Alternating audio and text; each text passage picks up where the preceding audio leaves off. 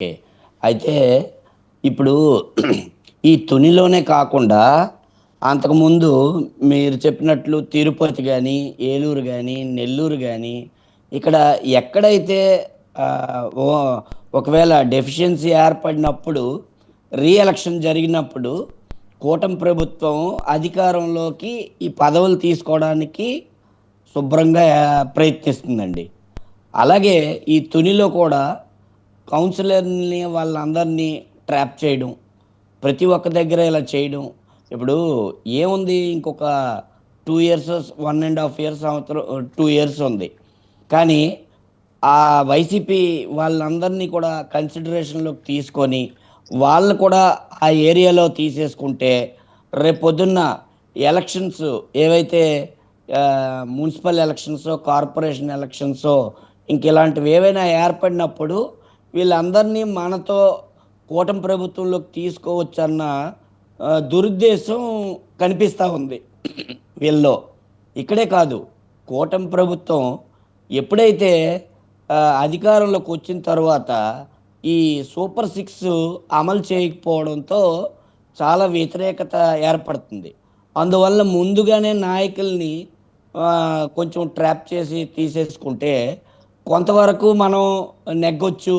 ఇలాంటి దగ్గర వ్యతిరేకత ఎప్పుడైనా అంటే రేపు నాయకులను మీటింగ్స్ తీసుకుంటే అయినప్పుడు గెలవలేం కదా మధుబాబు గారు. ప్రజల్లో అది ఉండాలి కదా! ఆ విశ్వాసం ఉండాలి. లేకపోతే పథకాలు అమలు పరిస్తే దానికి తగ్గట్టుగానే ప్రజలు ఆలోచిస్తారు కదా! నాయకులొస్తే గెలుపు సాధ్యం కాదు కదా! అదే వాళ్ళు ఆలోచించాలి. నాయకులు ఎప్పుడైతే ఇలాంటి ఆహ్, ఓవర్‌లాప్ చేసి, దౌర్జన్యాలకు పాల్పడి, లేదా ఎక్కడో వాళ్ళని తీసుకెళ్ళిపోయి, ఆ టైంకి తీసుకొచ్చి, ఇలాంటివన్నీ చేసినప్పుడు ప్రజల్లో చిన్న ఒక ఆందోళన ఏర్పడుతుంది. ఇప్పుడైతే చెప్పరు గాని వాళ్ళు, ప్రజలు ఓట్లు వేసినప్పుడు మాత్రం కూటమికి ఎగెనిస్ట్‌గా ఆ రోజు చేయడానికి ఛాన్స్ ఉంది. ఇవన్నీ కూడా ఇప్పుడు మనం డిబేట్ ఎందుకు పెట్టుకున్నాం? రోజు రోజుకి ఇలా ఈ విధమైన ఎప్పుడైతే ఎక్కడైతే జరుగుతుందో వెంటనే ఇమ్మీడియేట్‌గా మీడియా, సోషల్ మీడియా గాని, మన ఛానల్స్‌లో గాని వెళ్ళిపోతా ఉంటది. ఇదంతా కలిసి ఒక్కసారి వ్యతిరేక భావం కూటమిలకి ఎఫెక్ట్ ఇస్తదని నేనైతే అనుకుంటున్నాను. హ్మ్. అంటే గతంలో అలాంటి అంటే అంటే సాధారణంగా అధికారంలో రాష్ట్ర మొత్తంలో కూడా అధికారంలో టీడీపీ ఉంటే కొన్ని మున్సిపాలిటీల్లో తన అధికారం చెల్లదేమో అన్న ఒక భావంతో ఇదంతా జరుగుతుందనుకోవచ్చా? అంతే కదా! ఇప్పుడు చాలా వరకు మీరు చూస్తే గతంలో ఎంపీపీలు గాని, జడ్పీటీసీలు గాని వైఎస్ఆర్ పార్టీ ప్రభుత్వం గెలుచుకుంది. హ్మ్. ఆ మండలంలో గాని, జడ్పీటీసీలు గాని అన్నీ కూడా ఈరోజు వైఎస్ఆర్ పార్టీ చేతుల్లో ఉన్నాయి. ఎలక్షన్స్‌కి ముందు జరిగాయవి.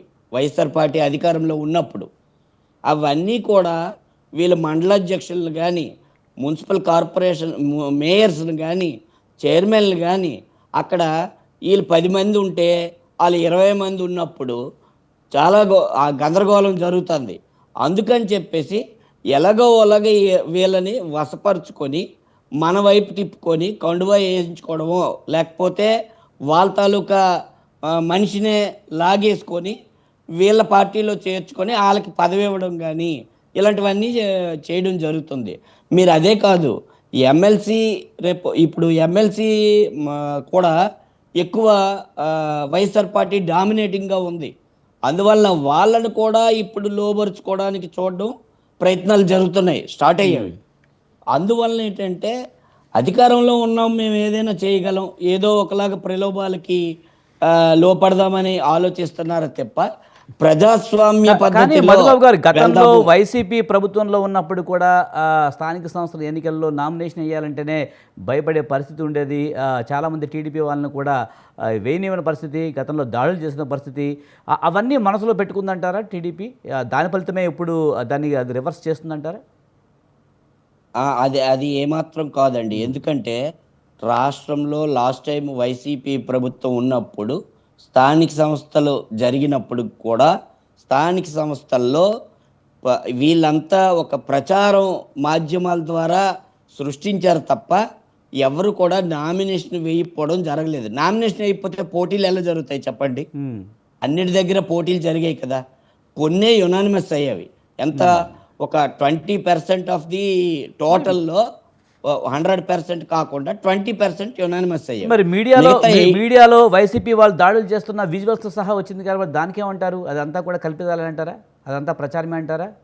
ఇప్పుడు ప్రచార మాధ్యమాల ద్వారా వచ్చి హైప్ చేసుకొని, క్రియేట్ చేసుకొని నెక్స్ట్ ఎలక్షన్స్‌కి వాళ్ళు ఒక లైన్ వేసుకుంటా ఉంటారు.